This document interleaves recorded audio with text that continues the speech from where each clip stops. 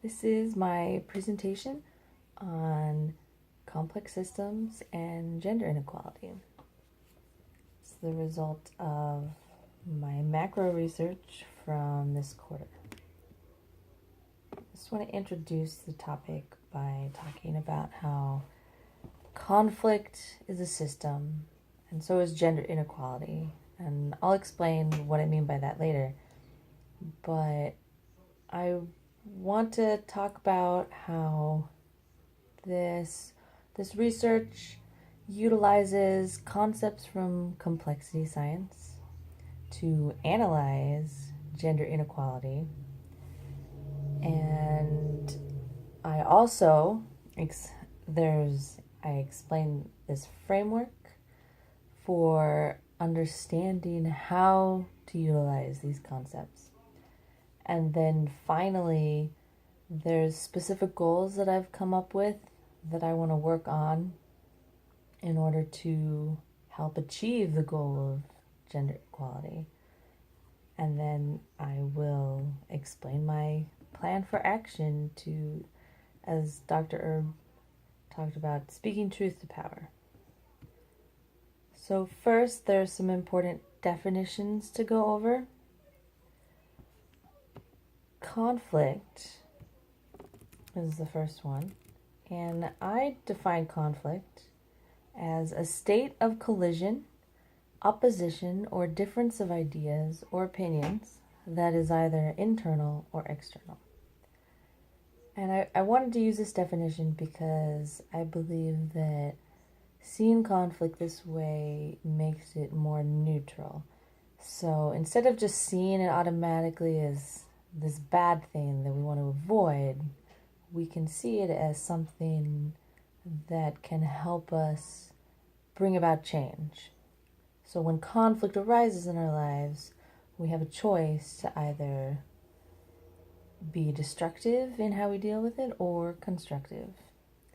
And conflict it can be an opportunity for us to change things that we don't like, or to help us see what's really important or not important to us. However, since conflict often leads to violence, it's important to define violence. I define violence as the intentional or unintentional act of using power to harm oneself or harm others. This goes beyond just physical abuse. It includes things like emotional abuse, sexual abuse, psychological abuse, etc. It's also important to recognize that there's direct and indirect forms of violence. That sometimes violence happens because of a conscious personal choice, but there's also forms of violence that we can perpetrate and we don't even realize it's happening. Another important term is system. So Ludwig Bertalanffy developed this theory called general systems theory. And in it, so first of all, he defines a system as it's a complex of interacting elements. And so kind of his idea was, he was, I believe, a biologist, and he wanted to kind of form this unifying theory of all the different sciences so that the different sciences could utilize different ideas and things to like help each other out, essentially. So he talks about open and closed systems. And so when it comes to like organic living things, they would be referred to as open systems, but also living systems. An open system is a system where there's an import and export of materials. So, for example, an example of an open system that's living, let's say it's a person. If you're an open system, you constantly, there's ideas, coming in and going out, and you can choose how you want to interact with those ideas. You get to choose if you're going to listen to a new idea, if you're going to reject that new idea. But the point is, you can't isolate yourself from those ideas, usually. So a living system is typically an open system where there is a continual exchange of information and ideas. Complexity science can be defined as the scientific study of complex systems where there are many parts that interact to produce global behavior that cannot be easily explained in terms of interactions between the individual constituent elements. As in, there's so many people in the world, there's so many groups and societies and different systems that interact, and they're interdependent, and it produces behavior that affects things. But because they're so complex, it's not as easily, behavior and outcomes of behavior not as easily understood or explained as we might like. Another word, social justice. I define social justice as a state of being where all individuals are treated with equal justice by society. So this means if you're working for social justice, you're working, for greater socioeconomic equality, racial equality, environmental equality, gender equality, all of the different things that have to do with societies and how we interact with each other.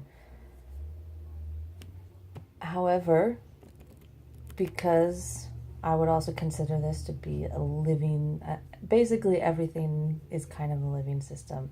And so if you think about it in terms of, you don't want to just simplify it, to its parts. You need to look at the parts and how they interact with each other. So you can't reduce social justice work and action to there's always good guys or good people and bad people, because often the reality is more complicated than that. When it comes to intentions, you could have good or bad intentions, but the outcomes don't necessarily flow. Just because you have good intentions doesn't mean you have good outcomes. Also, just because you have bad intentions also doesn't mean you have bad outcomes. I really like how Dietrich Dorner, one of the people that I was researching, puts it. He has this quote where he says, "People with good intentions usually have few qualms about pursuing their goals. As a result, incompetence that would otherwise have remained harmless often becomes dangerous, especially as incompetent people with good intentions rarely suffer the qualms of conscience that sometimes inhibit the doings of competent people with bad intentions." That doesn't mean that, that individuals should give up trying to understand the complexities. It can certainly be overwhelming, but the point of it is to say that people just need to learn how to be adaptive and responsive when they realize they've made mistakes. So then finally we come to speaking truth to power, and kind of how I see what truth is. You can kind of simply define truth as just something that is a fact or reality. However, because people have different experiences and there are different ideas in the world, while it's tempting to want to believe that there's some kind of objective truth that some people have, at the same time, because everything is so complex and because we don't know everything, not one single person can know everything, we kind of have to add it all up.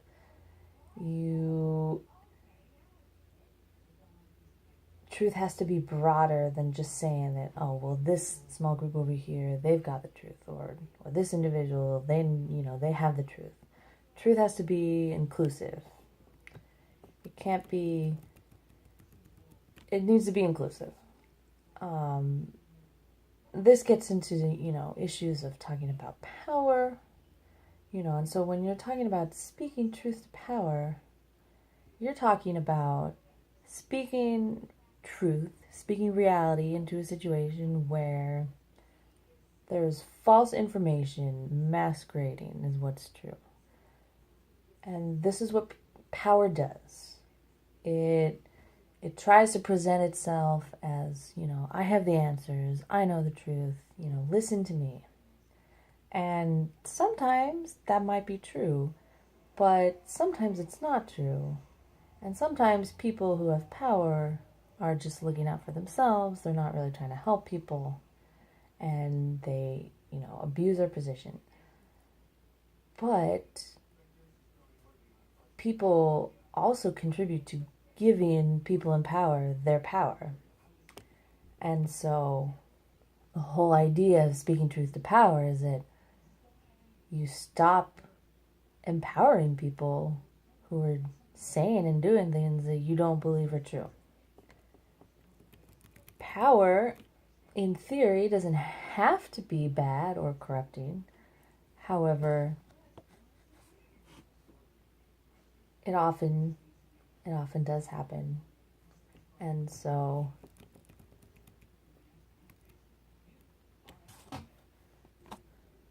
speaking truth to power is a vital function for people who are interested in social justice issues because, like I was saying before, power tends to corrupt and it becomes stagnant, and speaking truth into a situation can kind of help muddy the waters. It can help, a lot of times it creates the conflict needed to bring about change. Ultimately, so the next word I want to talk about is peace, and how kind of the ultimate aim of working for justice is that we want to create peace for everyone as much as possible.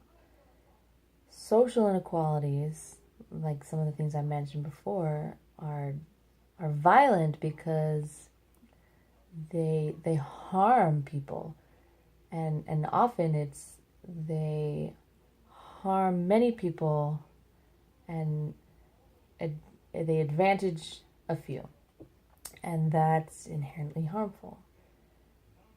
And so what happens is that when you have social inequalities, you have the few that are advantaged and the people in the system who very often come to believe that they deserve their privilege. So it's not that privilege in itself is the problem, because I want everybody to have privilege, right? Like, everybody should be able to live in a situation where there's peace and they have their needs taken care of, and all the things that, usually privileged people only get. Everybody should be able to have that. The problem, though, is not privilege. The problem is when people start to believe that the privilege that they have, they somehow deserve it more than the people who don't have the privilege. And that kind of, it kind of distorts your view of other people. And so I would define peace as, it's not just merely the absence of fighting or violence, but it's a state of being where people's needs are fulfilled and thriving can occur. So an individual will probably, experience moments of peace throughout their life. Sometimes they may have parts of their life that are peaceful and other parts that aren't peaceful. And so just to circle back a little bit, having power and privilege doesn't make you more worthy of having peace. But instead, I feel like it puts a person in a position of responsibility to help others. And sometimes what that means is to give up your privilege. And so that, when we're talking about social inequalities, this is kind of what has to happen. You have people who are privileged, and part of making things more equal is that they give up some of that privilege. And it's important that they do that, because because we live in such a complex and interdependent world, our actions affect other people, whether we intend them to or not. There's real life consequences, and sometimes when we act against others, we're also acting against ourselves. So now I would like to kind of delve into how I would define gender inequality. So I don't see gender inequality as this like kind of black and white narrative of it's, men versus women, because I feel like that excludes other voices. It also denies the reality of the fact that gender inequality also pits males against males. It pits females against females because everybody has different privileges and power in life. And so there's more privileged males than other males, and same thing with females. But also, there's men and women who believe that gender inequality is not a problem. It's not just, the privileged men who believe that it's a problem or that believe it's not a problem. There's also privileged women who also believe that same thing. So, according to the American Psychological Association,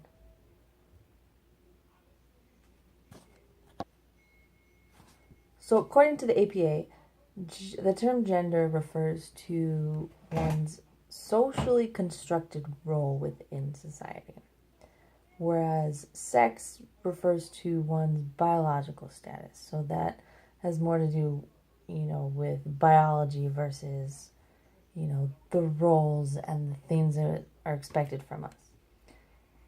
So this gets more complicated when we realize that there's individuals whose gender identities don't match up with their sex identities or their biological sex. And so then it's important that we talk about genderqueer and non-binary to describe individuals whose gender doesn't fall within the traditional male-female paradigm.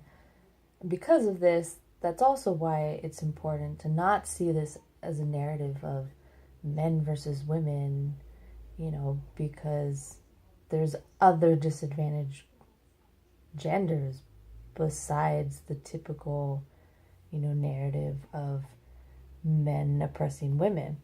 So gender inequality, I'm going to use the terms gender equality to refer to the unequal treatment and discrimination that certain individuals experience based on their sex and or gender, while also acknowledging that a congruency of sex and gender doesn't exist very well. So I also look at gender inequality as a living system, and it's a systemic problem within society. And I think it's important to talk about how we can't have simple solutions for such a complex problem. We can't just address the symptoms, but we have to go, for the source of a conflict. Conflict doesn't just come out of nowhere, right? There's causes, there's context. Sometimes they're known, sometimes they're not known. However, I'd like to talk a little bit about patriarchy and how many would consider this to be the root cause for gender inequality problems. So not that it can be reduced to that, but that so patriarchy, which literally means the rule of the father, which is not super helpful for our context. And so I feel like a better definition is this one from Joshua Goldstein, who defines patriarchy as the social organization of men's control of power. And so essentially, patriarchy is its own living system that has influenced pretty much the whole world, whether it's governments, different cultures, different religions. It's manifested itself in different ways, but just this idea that men are the ones who should be in power versus women or other typically non-recognized genders for some societies. Not every society, but definitely some. And so this is kind of this idea that one gender is inherently more deserving of power has, I believe, led to a state of inequality, which, there's lots of symptoms, there's lots of things that have come out of this. And so now I kind of want to explain my complex systems analysis framework. So if we apply there's certain concepts of complexity science that I find really helpful, such as dynamics, emergence, self-organization, self-generation, and equifinality. And so basically, it's important to look at historical context. We need to understand the history, to be able to analyze gender inequality, at least the state it is in today. We need to understand where it comes from, to have comprehensive structural knowledge, because that's what's going to help us bring about change. So the concept of self-generation just means that systems, they create and reproduce themselves, and this is something that has happened with gender inequality. It hasn't stayed the same. The way it manifests hasn't always been the same throughout the ages. And then this idea of emergence, where you have power structures kind of shift and change, and, different people are in power at different times, and there's things like that's also helpful. And, you have self-organization. Self-organization means that the behavior isn't controlled by your environment, but by the system. And so essentially, how that applies to gender inequality is that, people make these choices that the system has kind of set them up to make when it comes to, how they think about gender. And, that's why I would call this a systemic problem, because a lot of times people don't even realize that they're making these choices. And finally, there's equifinality, which is just the idea that there's different solutions often to the same problem, and it just, kind of gets into the complexity of things. So then there's some things that I think are important to avoid in analysis. You don't want to oversimplify things when you're talking about trying to analyze complex situations. You also want to minimize unintended consequences. And this kind of goes back to the whole good intentions thing. A lot of times people will, so first they'll look at a complex situation and they just naturally want to simplify it. And so they think, I'll just make this one decision, I'll make this one change, and then it totally doesn't do what they think it's going to do. And that's an unintended consequence. They weren't intending for something worse to happen, or they weren't intending for this particular thing to happen, but it happened anyway.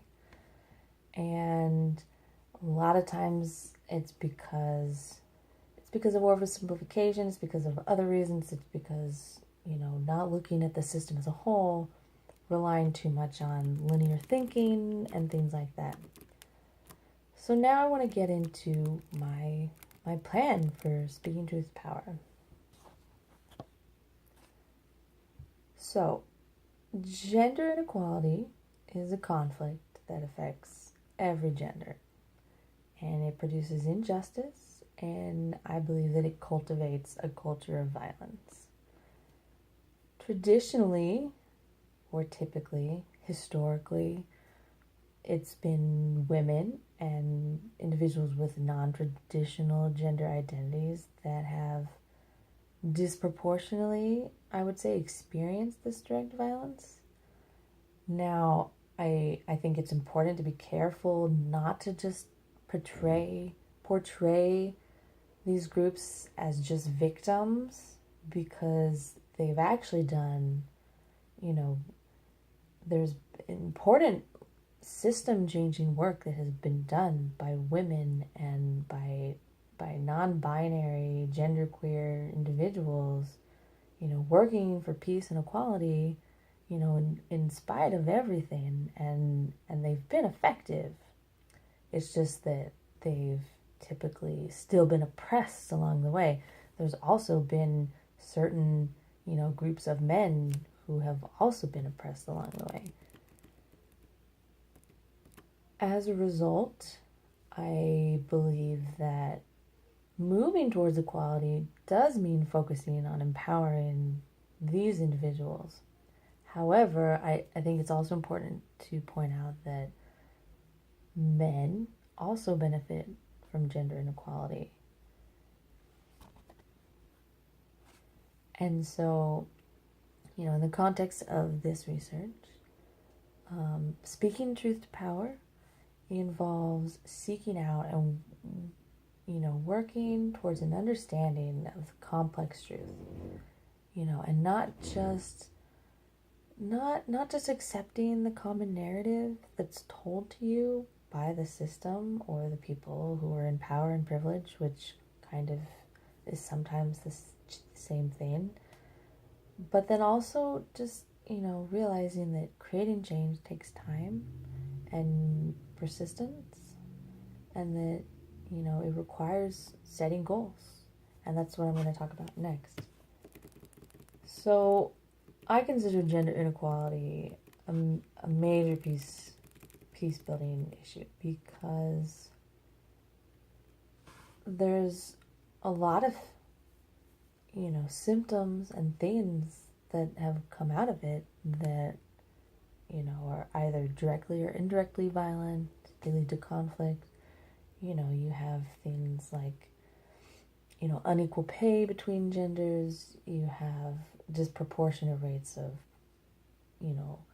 poverty, domestic violence, rape, lack of access to family planning options, different educational opportunities based upon whether you're a girl or a boy. And those are all inequalities that need to be addressed.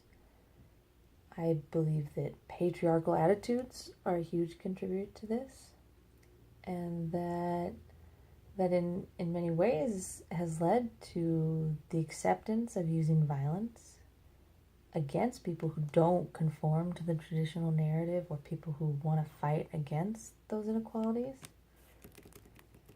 And in a lot of ways, this is, how this hurts men specifically, because these attitudes have kind of forced on men this masculine identity that relies on violence and toxic competition to maintain their place of privilege. And in particular, it disadvantages the men who don't want to engage in that type of masculinity. And so working towards gender inequality is something that can be good for men, because it can encourage them to, kind of give up this false identity that they need to be violent and controlling, and that's just not the way that, things have to be. And I really think that, humans are violent, but humans aren't just violent. Humans can be peaceful, and it's not helpful to think in terms of, men are more violent and women are more peaceful, because it's just, there's potentially all kinds of reasons for why that may or may not be true. And what's more helpful is to think in terms of men or women, or, whatever gender you are, whatever you consider yourself not to be male or female, you can make those choices to be violent or to not be violent. Like it's a choice that you make. And so in that sense, gender equality and peace are closely linked, and there's an overwhelming amount of evidence that indicates that empowering women in peace processes actually leads to more stable and peaceful societies, which is good for everybody. And so denying positions of power and privilege just, it just hurts. It just hurts us. So when it comes to talking about what my goals are, I would like to see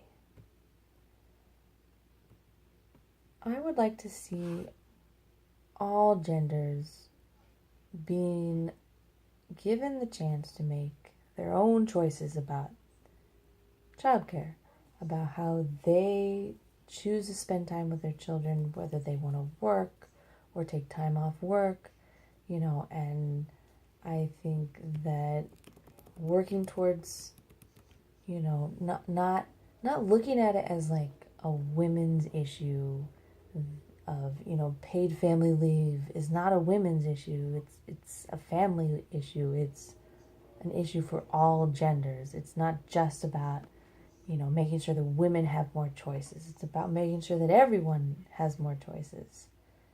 And I find it important that we address, themes like gender stereotypes, because they're related to attitudes that often hold people in positions. They control people. They make people feel like they can't be who they are. And so after that, I want to talk about my plan for actually acting on these goals. And so first, I just want to talk a little bit about how I feel like I'm doing this currently, I've chosen to stay at home with my 2 toddlers to provide childcare for them while I work on grad school. And my end goal is that eventually I'll be able to get back into the workforce. To give it a little context, I grew up in a family and was surrounded by a social group where it was just expected that I would stay at home. And not just stay at home while my kids were young, but, kind of just be a stay-at-home mom, and that would be my job. And so there's times when it can feel like I haven't rejected my previous framework as much as I would like, but then I remember that this was a